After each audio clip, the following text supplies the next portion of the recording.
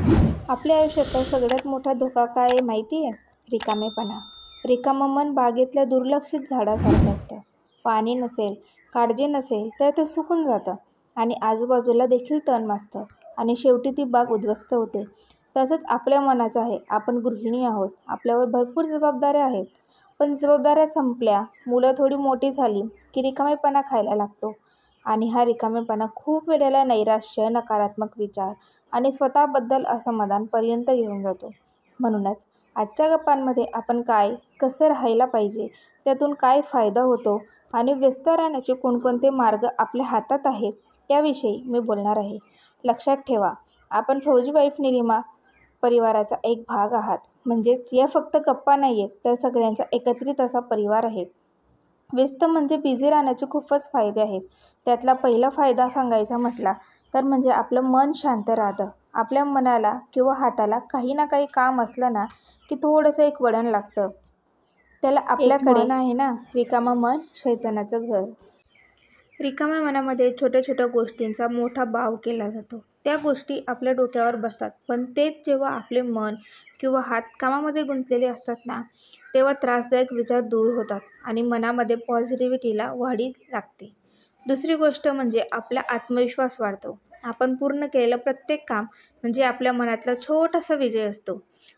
तो नवा पदार्थ शिकणं असो किंवा एखादं काहीतरी शिकणं असू दे किंवा रोजचे अगदी ठरलेल्या वेळेला काम आवरून आपला जो छंद आहे त्यासाठी वेळ काढणं असू दे. त्यातून तिसरी गोष्ट होते ती म्हणजे आपल्या घरातलं वातावरण बदलतं. आपण बिझी असू तर आपण स्वतःसाठी काहीतरी करतोय याचं समाधानसुद्धा आपल्याला असतं आणि त्यातून आपल्या घरातल्या वातावरणावर नक्कीच पॉझिटिव्ह परिणाम होतो. आपलं हसणं, मोकळेपणे बोलणं आणि पॉझिटिव्ह वागणं सगळ्या घरावर एक पॉझिटिव्हिटी आणतं. चौथी गोष्ट म्हणजे आपला आत्मसन्मान जपला जातो. मी काही करत नाही ही गृहिणीसाठी खूपच मोठी वेदना असते.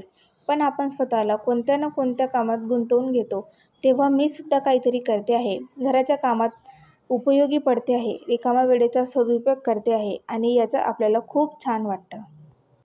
हे झाले काही ना काही कामामध्ये बिझी राहण्याचे फायदे. तर आता तुम्ही म्हणाल बिझी राहण्यासाठी करायचं काय? तर मी काही मार्ग तुम्हाला सुचवणार आहे. म्हणजे आपण प्रत्येकीला कुठल्या ना कुठल्या गोष्टीमध्ये इंटरेस्ट असतो. शिवणकाम, विणकाम याचा झाल्या पारंपरिक गोष्टी. पण अगदी नवीन गोष्टींमध्ये सुद्धा व्हिडिओ एडिटिंग वगैरे अशा खूप काही शिकण्यासारखे आहेत. स्वतःचा आत्मविश्वास वाढवण्यासाठी इंग्लिश शिकायचं म्हटलं तर इंग्लिशसुद्धा तुम्ही शिकायला सुरुवात करू शकतात. यूट्यूबवर खूप सारे असे व्हिडिओ असतात किंवा ॲप्स असतात जे तुम्ही रोजच्या वापरात जरी इंग्लिश बोलत नसले तरी तुम्ही त्या ॲप्समध्ये प्रॅक्टिस करून शिकू शकतात किंवा तुम्हाला इतर काही कोर्स करायचे असतील, डान्स किंवा असे काही, ते पण तुम्ही करू शकतात.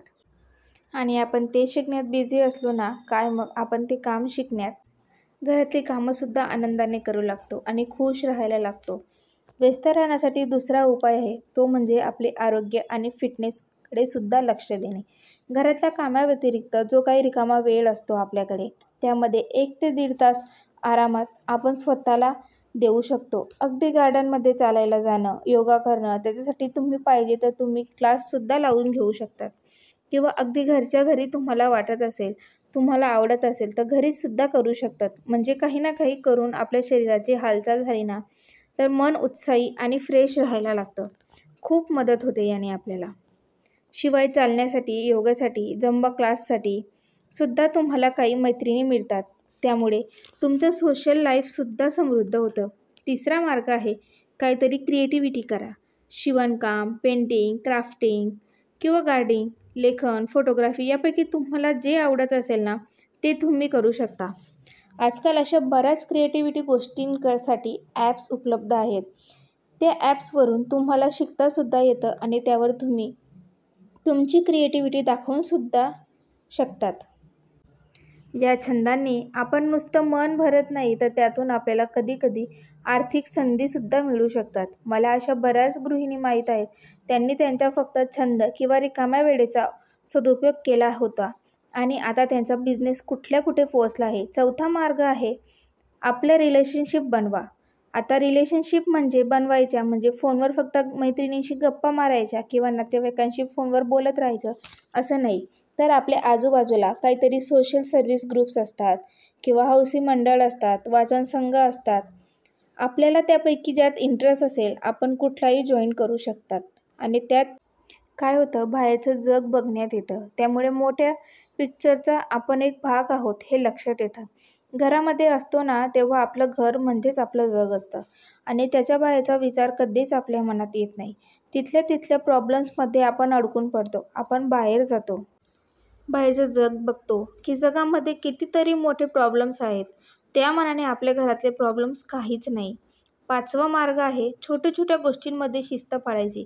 म्हणजे सकाळी उठल्यावर ठराविक वेळेमध्ये घरातली कामं आवरायची आणि ठरलेल्या वेळेमध्ये ह्या 2 ते 3 गोष्टी करायच्या असतात, त्या करायचं. असं स्वतःला शिस्त लावणं. आता अगदी रिकाम्या वेळेमध्ये तुम्ही अगदी कपाट जरी लावलं, एखादा कोपरा व्यवस्थित केला तरीही हरकत नाही.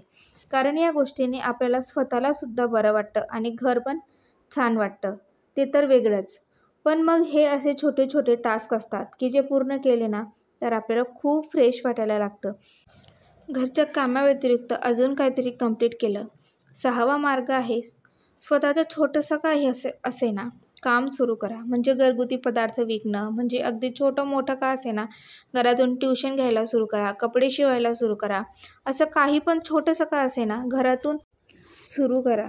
त्यातून मिळणारा जो आत्मसन्मान असतो ना त्याची किंमत आपल्याला पैशांमध्ये करता येत नाही.